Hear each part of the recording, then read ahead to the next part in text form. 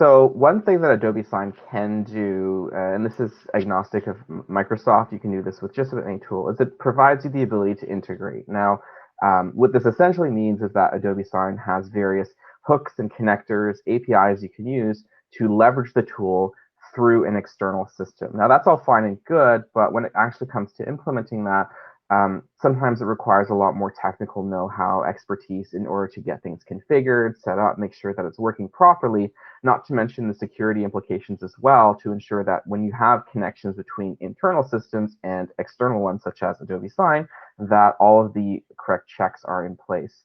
Now, because there is a very strong partnership with Adobe and Microsoft, it means that a lot of that work has already been done for you. So instead of having to think, okay, how am I connecting this system to that system?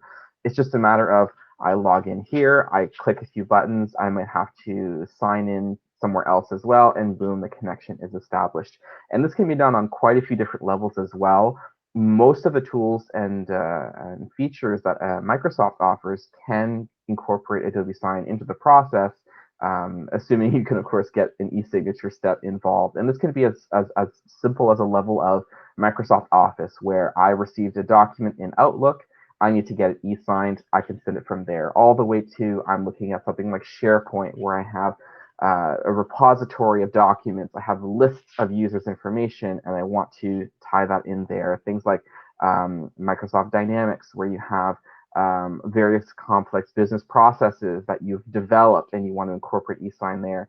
And really, if you want to take things even beyond that, you can start looking at things like Microsoft Flow, Power Automate, where you can add e-signature into a more complex process, but have the system do all of the other steps for you. So for an example that I've seen come up very often is, I have a list of 5 people who need to sign a document, but that list changes. Various factors will influence when these people need to be included, who gets included, and I don't want to have to manually do those choices every time. So we can use all of these different tools within the Microsoft suite to make those choices for us, to choose the right documents, to prepare everything, and then immediately take that out to e-signature. So it really can help take a lot of the guesswork out of the equation. It can help take away the need to have a full-time developer resource just to be able to do some of these basic, I need something signed. So you have a lot of that work done for you. And Microsoft is also very good at keeping that up to date, maintaining it, adding new features as things come along. So it's not just that things are done. There's an evolving process between the two, and that's what really makes the partnership very strong between the two.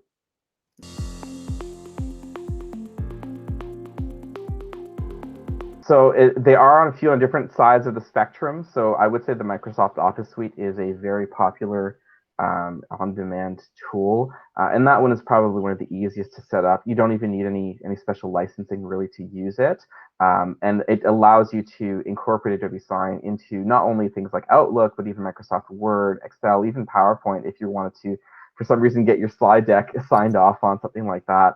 Now, on the other end, I would say that SharePoint is probably one of the most popular ones that do come up very frequently. There are many organizations that I've seen have their own repositories of documents and those types of things and want to incorporate their processes into that.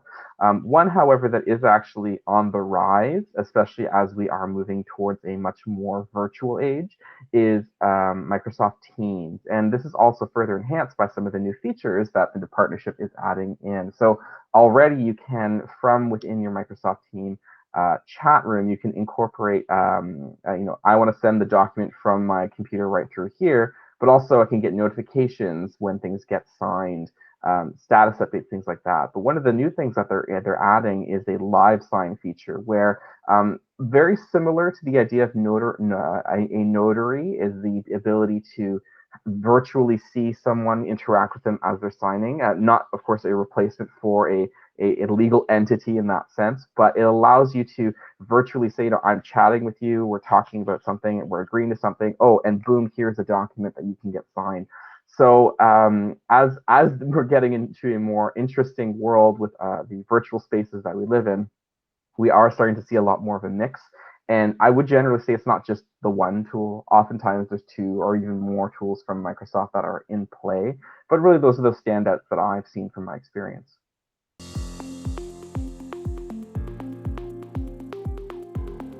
initial kind of use case for e-signature is, I have a document or a set of documents. I have a set of recipients I'm sending them out to. They have to review them, sign them, etc., and I get it back. Fairly straightforward kind of process. That's usually what Adobe Sign is generally being used for.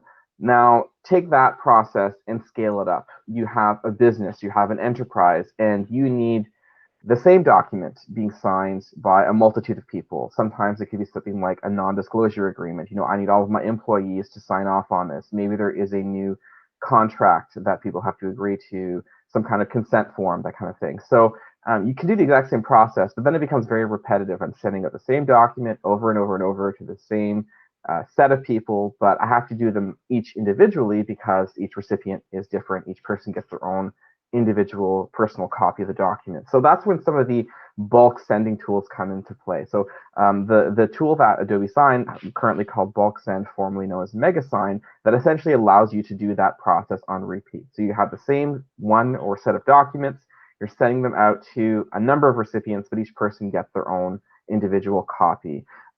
That, however, the way it was sort of laid out is a little bit restrictive in terms of how it works. So one advantage it does have is you can actually do sort of a merge of data. So if each person needs to get their own individual unique copy, maybe with their name on it or like their employee ID, you can do that where it kind of does a mail merge. But the problem is you can only send it out to one recipient at a time. So I can't have a consent form that my employee signs off on, and then I need my receptionist to review afterwards. I can't do that. It's very limited. It does one thing. It does one thing well. But as soon as the use case falls outside of that scenario, then you start need to looking at other options, and that's where the GigaSign tool comes in. Now, unfortunately, GigaSign is not available to everyone. It is specifically an enterprise tool.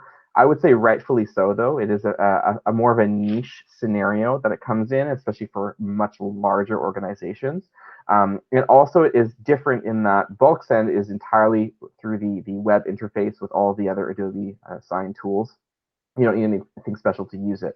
The GigaSign tool, on the other hand, requires a desktop to use. You actually have to download the application and use that on your own. That, however, eliminates pretty much all of the barriers and limitations that Bulk Send would otherwise have. You can create a complex workflow, reuse that process, and do multiple of these processes in parallel. You can essentially define multiple different complicated processes and maintain them all in essentially a spreadsheet, and then just basically say go. The other limitation it also alleviates is around the number of participants you can include in this. So, for example, out of the box, Bulk Send has a 300 user limit. Now, Adobe does sometimes allow some flexibility around this, but if you are regularly sending out massive amounts of documents for review, signature to hundreds, if not thousands of people, your odds are they're going to say, hold on, let's maybe try a different tool for this, and that's where GigaSign really comes into play. So it provides a lot of control, a lot of flexibility.